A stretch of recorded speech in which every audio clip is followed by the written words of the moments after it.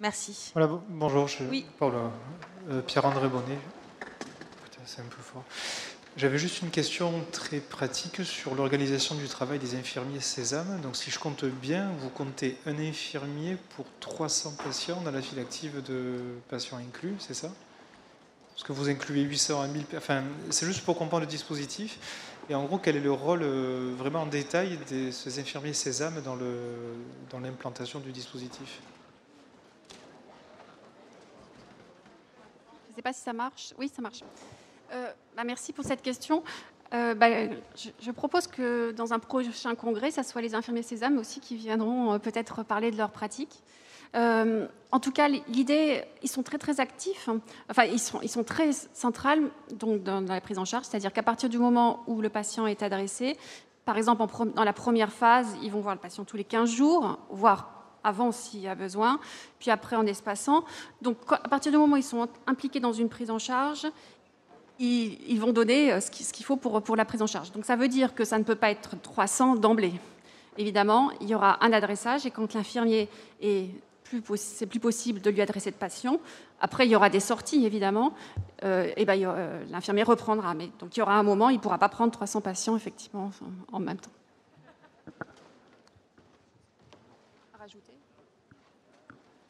Je peux poser une question? Bien sûr. Alors peut-être lever un peu. Ici Philippe Binder. C'est une remarque après avoir expérimenté des processus collaboratifs de soins dans les addictions pendant plus de 10 ans, financés par l'État. Le problème est le suivant.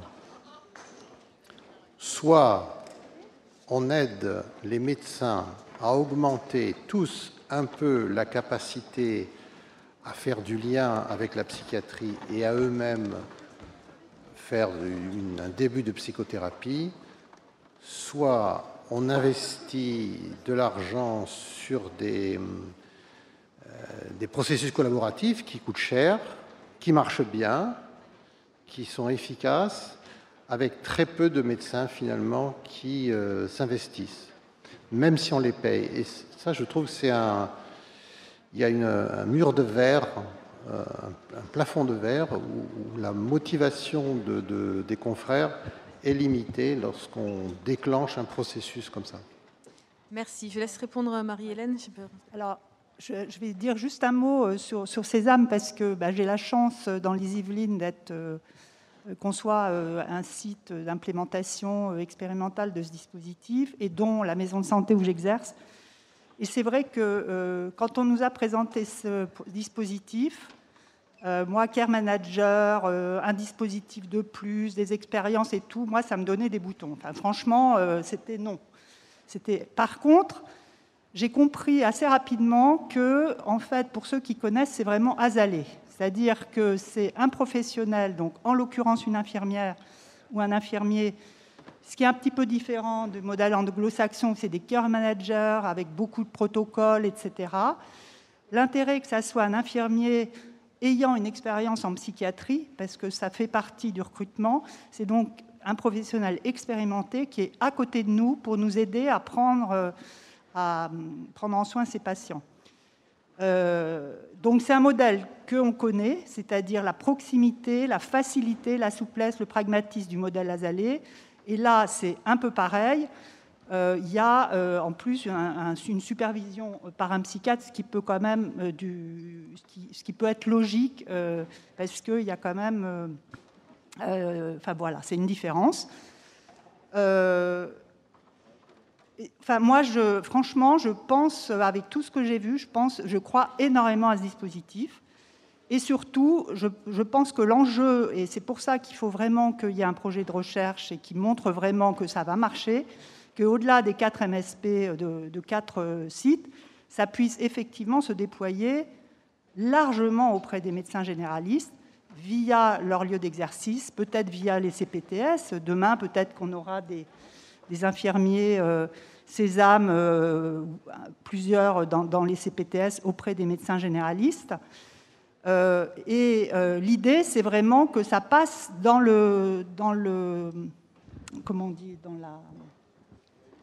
la pratique courante, avec des financements pérennes, etc.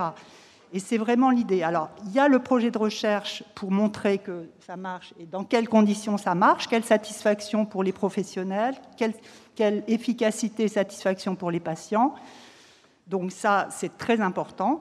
Et que d'emblée, il y a quand même des relations institutionnelles qui ont été faites depuis longtemps par les personnes qui portent ce dispositif, auprès du ministère, auprès de la CNAM, auprès des différentes tutelles. Et normalement, je crois qu'il y a aussi un article 51 sur ce dispositif qui est dans les tuyaux. L'idée, c'est vraiment de le rendre pérenne, quoi. C'est pas il ne faut pas que ça soit un dispositif de plus, une couche, une couche, une couche. Non, pas du tout. Enfin, en tout cas, pour nous, c'est dans cette optique-là qu'on s'y est engagé. Et je pense que faire l'un n'est pas antinomique de l'autre et qu'il faut donner des moyens aux médecins et développer des soins collaboratifs pour les patients. C'est ces deux éléments-là qui vont améliorer la santé mentale de nos patients. Ce n'est pas antinomique. Bonjour. Pardon, là. Pierre de Prémondars, je suis médecin généraliste à Malakoff. J'ai une question du coup pour Monsieur Lassinga. Vous nous avez dit du coup que les psychothérapies étaient au cœur de la prise en charge pour une bonne partie de nos patients, et c'est vrai. Par contre, j'étais surpris que vous mettiez sur le même plan la psychanalyse et les nouvelles TCC, la TCC. Et je voulais savoir si votre bibliographie, vous l'avez faite en anglais aussi, parce que aujourd'hui, la psychanalyse, ça a une valeur dans les autres pays plutôt historique. Et la psychanalyse a plutôt eu un impact en France quasi exclusivement, et il nous a mis aujourd'hui dans la merde parce qu'on a un retard monumental, notamment sur la prise en charge de l'autisme, où au lieu de faire de l'éradication précoce, on s'est pris la tête sur des mères crocodiles, sur une culpabilité des parents. Et donc je trouve ça un peu choquant qu'on les mette les deux sur le même plan. Donc est-ce que vous avez élargi votre champ? Parce qu'on passe un peu pour des débiles, sinon, dans le reste de l'OCDE. Ok. Alors, effectivement, là, pour cette présentation, je me suis attardé sur ce qui s'était passé en Europe, beaucoup plus. Maintenant, je suis d'accord avec vous, c'est-à-dire que pour la prise en charge de l'autisme, il y a beaucoup de choses qui sont en avance, et même pour d'autres prises en charge au niveau des États-Unis et même du Canada. Voilà. Après, l'idée était de faire une présentation générale des modèles de psychothérapie et de montrer, alors c'était pas de les mettre sur le même plan, mais de montrer que finalement elles avaient tout un intérêt et une efficacité quelque part. Je ne suis pas rentré dans le détail de savoir quelle était la meilleure efficacité pour tel type de prise en charge. Après, dans le cadre de l'autisme, on est sur quelque chose de quand même très spécifique avec des études. Et là, je vous rejoins, hein, c'est-à-dire que au niveau en France, on a pris du retard sur ce modèle de prise en charge. Après, comment dire, par exemple, vous avez des techniques qui font référence à tout ce qu'était la psychanalyse jungienne dans le cadre de la prise en charge de l'anxiété. Alors, je pense au jeu de sable notamment, qui est finalement très étudié au Canada et qui montre une efficacité. Enfin, vous avez des chiffres qui montrent une très bonne efficacité au Canada. Donc voilà, voilà, je ne sais pas si ça répond à votre question. Oui, docteur Vissog de la Drôme. Je m'interroge vraiment sur la place que va avoir les infirmières Sésame et la collaboration là, que vous décrivez, puisque déjà en France, on a les CMP. Or, aucun moyen financier n'est accordé aux CMP. Donc on a déjà un petit maillage territorial, mais on ne l'utilise pas. Donc voilà, je voulais juste remettre peut-être en perspective ça, parce que je ne sais pas où je les place, les Sésames. Et moi, pour le coup, je m'interroge, ça va encore mettre des financements sur quelque chose d'autre, alors qu'on ne met pas en place déjà suffisamment pour les CMP. Voilà. Non, alors, les CMP, enfin, c'est pas justement. Les CMP sont complètement engorgés et vont au CMP un certain nombre de patients qui ne relèvent pas vraiment du CMP, c'est-à-dire de la psychiatrie avec des pathologies caractérisées, et notamment un certain nombre de patients vont au CMP pour justement voir le psychologue de manière remboursée ou qui ne leur coûte pas. Parce qu'aujourd'hui, l'accès au psychologue est quand même une vraie question, un vrai problème dans certains territoires. Et du coup, les CMP font aussi des choses qui n'est pas dans leur cœur de métier. Et les CMP ont quand même des délais d'accès, d'attente, etc., qui sont considérables, qui peuvent être conséquents. Le dispositif Sésame, ça ne s'adresse, Nadia vous l'a dit, c'est troubles anxio-dépressifs, légers et modérés. Le critère d'inclusion, c'est un PHQ 2, parce qu'on a pris...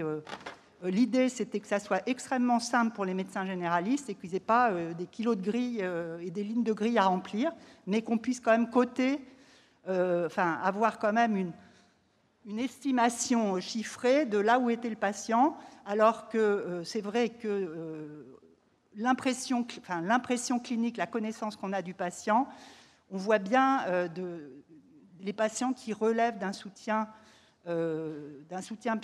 psychothérapique, qu'il soit de soutien ou plutôt plus structuré, on le connaît. On fait notre travail de médecin généraliste, qui est des prises de conscience avec nos patients.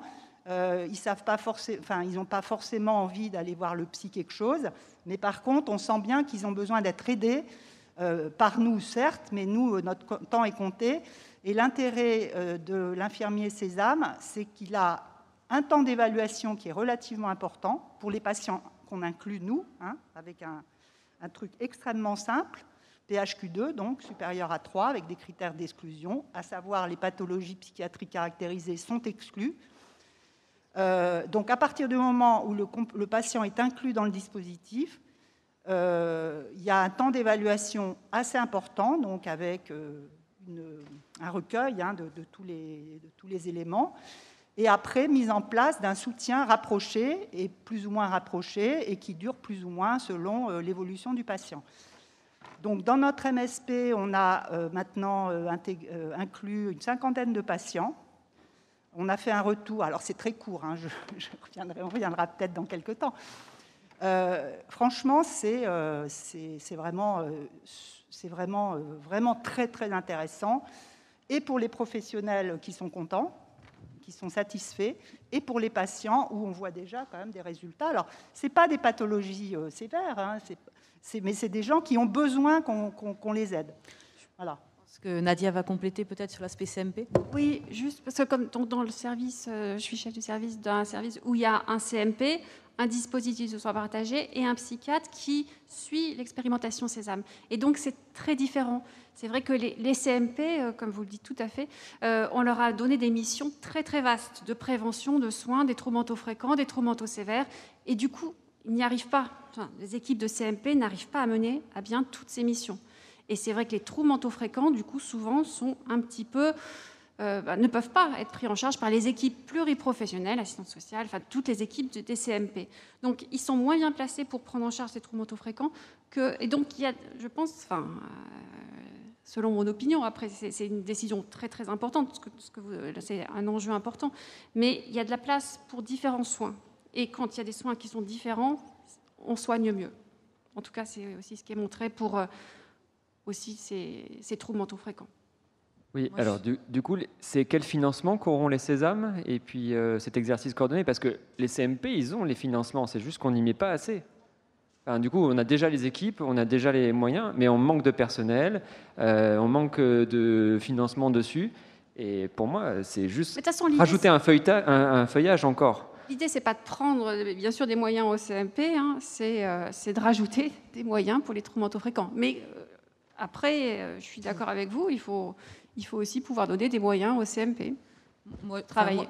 Personnellement, je pense que les CMP, ils ont quand même une place dans tout ce qui est pathologie psychiatrique et que nos patients qui ont des troubles d'ordre de santé mentale ne sont pas les mêmes patients et que peut-être adresser son patient à un CMP et être un peu, avoir une prise en charge qui est un peu déconnectée du médecin généraliste pour des pathologies qui sont prévalentes en médecine générale, c'est pas trop l'idée et que justement un dispositif collaboratif va répondre à ça et que le CMP aura bien assez et en effet ils auront besoin de moyens pour prendre en charge les pathologies psychiatriques qui sont très importantes et pour lesquelles ils sont trop peu nombreux.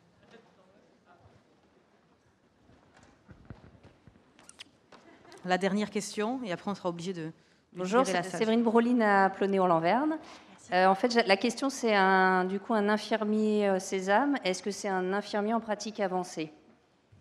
Non, c'est un infirmier, comme cela a été dit, qui a une expérience en psychiatrie.